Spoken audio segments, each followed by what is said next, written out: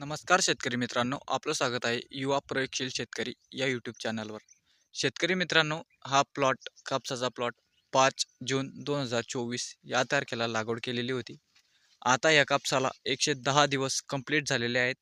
तरी शेतकरी मित्रांनो, हे पानं जे आहेत ते एकदम फ्रेश आहेत. खालचे पानं थोडे हे झालेले, कारण आता खूप बोंड लागलेले आहेत.